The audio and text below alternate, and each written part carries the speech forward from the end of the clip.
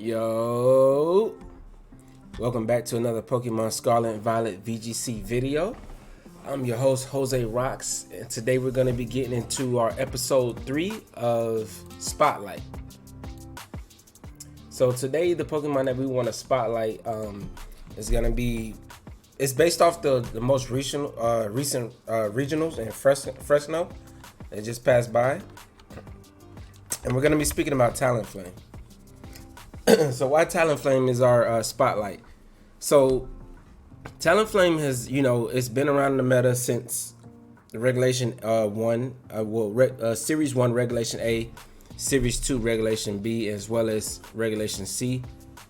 And it's kind of, came around, fell off. It's came back, had an uprise, and then it's fell off again, largely due to it having competition with Murkrow, and then it was a meta for a couple of months where people were using bulky tailwind setters like Corviknight or Salamence and things like that. But now it's back full force. And now what the set you used to see when you did see Talonflame at its peak back in the other series was Ghost Terror to get around, Fake Out, or it would be Covert Cloak. Right, and then you would usually see Brave Bird and Will-O-Wisp, Taunt or Flare Blitz. You can choose which one you want for this slot, and then Tailwind. Right, but now this set is kind of become kind of predictable. So what I saw this weekend in regional was more offensive Talonflame, and it's so smart, right? Because you can go max speed, max attack, but make yourself adamant and slap a life orb onto this. You can still keep it Ghost Terror just in case you need to get around Fake Out, or Choice Band, Extreme Speed from Arcanine or Dragonite when they normal Terror next to Chimp House, so you don't just get one shot. And then this Flare Blitz, Brave Bird plus Life Orb is just hitting everything so hard, and you can literally pick up one hit KO on Flutterman, right? Which is huge for this Pokemon, because Talonflame, outside of setting up Tailwind, is usually just the Pokemon that sets up Tailwind and then it gets immediately knocked out, and then his teammate just comes in and tries to sweep after that. So this Talonflame set, I feel like, and also if you want to get really crazy with it, if you feel like you can avoid Fake Out, you can go Flying Terror and then drop Taunt. I would argue Will-O-Wisp is better than Taunt. Drop Taunt for Protect. Right, that way you get around the Fake Out, right? So you don't have to worry about them breaking your Gale Wings. And Choice Band, Brave Bird, not Choice Band, Life Orb, Brave Bird with Flying Terror plus Adamant Nature is doing so much damage to everything that doesn't resist it, right? It even did, when I was watching up against a King Gambit that was still Terror, it still did about 60% to it in this most recent regionals. And shout out to Emilio for winning. He did beat Talonflame on his way up to the championship. It was what was his name? Zachary Thornburg. So Zachary Thornburg was one of the players that was using Talonflame, and he was actually using it pretty well as an offensive set, as well as Chupacross. So Chupacross and Zachary Thornburg were the two people who I noticed the most were using offensive Talonflame, and I was just impressed with just how much damage it was doing. I'm like, wow, that's Talonflame. And I always knew that it could be offensive, but for some reason I got into a mindset to where it needed to be fast, which it doesn't really need that speed because it has such a strange speed tier that it's not outspeeding the fastest things in the format like Fluttermane and Iron Bundle, unless its Gale Wings are there, right? But it's also not really too slow, so it's still outspeeding things even with an adamant nature, right? So I was stuck on this set and then going with Covert Cloak, which is kind of predictable because even though Covert Cloak prevents you from flinching, right? And people will still run Ghost Terror with this. It prevents you from flinching, but the thing is, once Talonflame's Gale Wings is broke, Tailwind is not priority.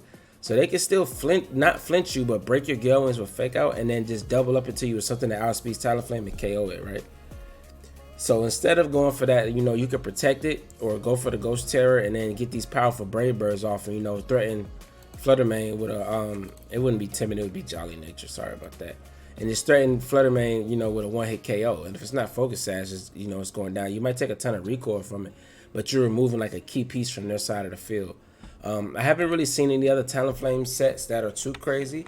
One that interests me was trying something like this.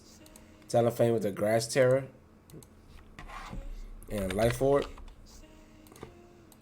And then just going for Brave Bird, Flare Blitz, Terra Blast, and Tailwind. And this is a really offensive set. Now this is prone to being faked out. You could drop this for Covert Cloak, but I would say, like, you know, play around the fake out. And this is like Among Us, he doesn't want to redirect you, and this you get the same, you know, amount of damage with the Life Orb, and you don't have to worry about holding the safety goggles, right? So you got the Grass Terror, and like you just one shot a lot of different Pokemon. You have a lot of different coverage here. So Dondozo, Palafin, they don't want to take you know, Life Orb, Grass Terror, Terra Blast from Talonflame. And with the adamant nature, like, this is doing a lot of damage. All right, so this is something that I kind of wanted to test out. Not Flame Bite Gale Wings, just as a more offensive Talonflame set. I do believe that Covert Cloak can help you play around the fake out. But if you want Talonflame to do more than just be like a Tailwind bot, to just, you know, set up Tailwind and just faint and just threatens knockouts, like Flare Blitz, like so many people are not expecting Flare Blitz on Talonflame. And if, you know, if you still want to drop Terra Blast for Protect and then go like a Flying Terror, like instead of the Grass Terror, go like this, you know, and just KO Among Us, you know, instead of worrying about being redirected, and just go for the KO.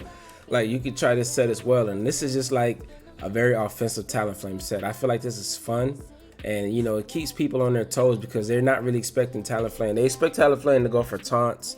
They expect it to want to go for Will-O-Wisp. They expect it to go for Tailwind, and then, you know, just be an easy KO, just a free KO pretty much.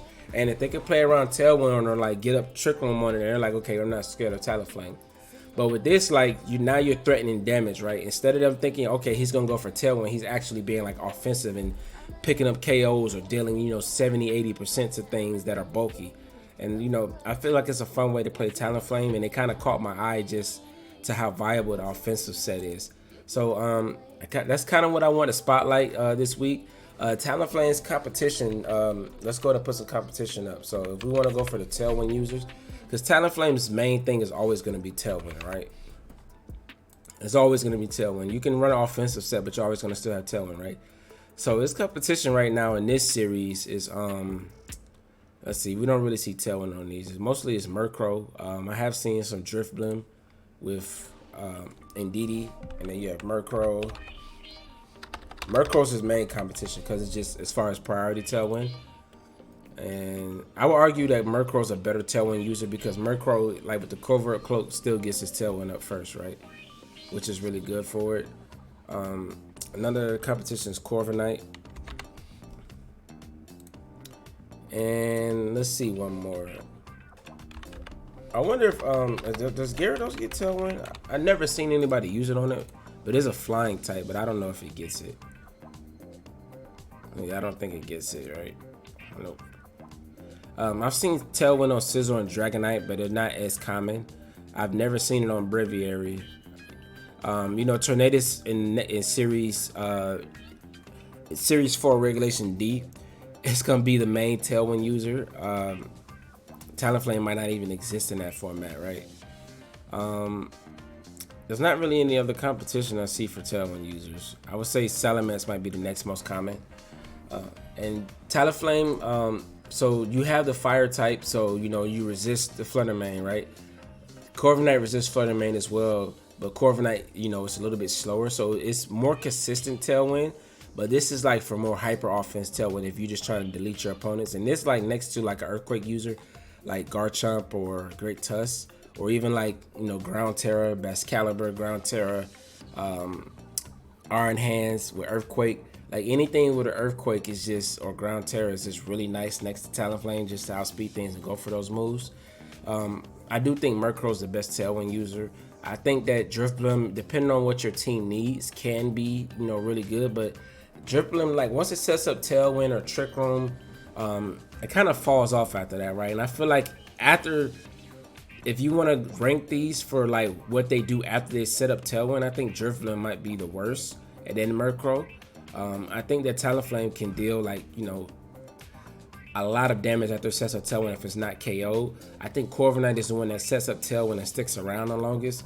And Salamence is kind of just, you know, that bulky Tailwind set that has Intimidate, that, you know, can flex. It's always going to be like Steel Terror, Fire Terror, Poison Terror, just to reduce the Fairy and the Ice damage. But this is Talonflame's competition. If Talonflame is one of your favorite Pokemon, I do recommend using it now, because it's, when Tornadus comes, you're not going to see any of these using Tailwind. You may see like a random bulky Corviknight Tailwind, but there's so many other Tailwind users that are not priority users that will probably be better than Corviknight that you won't see any of these going for Tailwind, right? If anybody uses a Murkrow, it's just because Murkrow is one of their favorite Pokemon.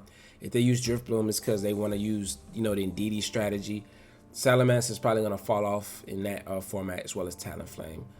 Just, you know, Regieleki just going for like, you know, any thunder move, outspeeding you, you getting your Gale Wings broken with the fake out or any priority move, and then you instantly being threatened with a knockout by that, and then forced to like Ghost Terror, but now you're wasting your Terror on Talonflame, which doesn't feel good. It's not going to be relevant in that format. I know for a fact it won't. I'll be shocked to see it, you know, at any regionals, because you want to use Tornadus. Tornadus is going to, let's just take a look at Tornadus. Even though this is Spotlight for Talonflame, this is for this series. But this is why, you know, this is the time to use Talonflame, and you won't be using it next series, right? All right, so Tornadus, it has access to all the weathers. It gets Snowscape, Sunny Day, Rain Dance, and Sandstorm, right? So this utility, plus, you know, having access to Tailwind, and then you get 100% accurate move in the rain, Bleak Wind Storm, that has a chance to drop your 30% chance to drop their speed by one stage. And then you also get, you know, Chilling Water, which is, Tornadus is always a special attacker, right? Nobody really runs the Defiant variant of it. So you get like a ton of like good special moves, right? Just as a support. You get Heat Wave if you want to go for, you know, Sunny Day Heat Waves. You get Hurricane, but you're probably going to want to use Bleak Wind Storm over that now. Even though Hurricane's 10 base power or more, this hits both opponents, and, you know, that chance to drop speed is really good. Chilling Water, Dark Pulse, Icy Wind is still going to be pretty good. And it gets, you know, Terra Blast, whatever Terra you tear into is going to be good. Like Tornadus is going to be really good. It also gets Taunt, right? So it does the Taunt thing just like Talonflame does. And if you like, okay, but Talonflame can Will-O-Wisp, right? And that's why I was saying Chilling Water, if you want to go for that. This in the rain, Rain Dance, and Tailwind.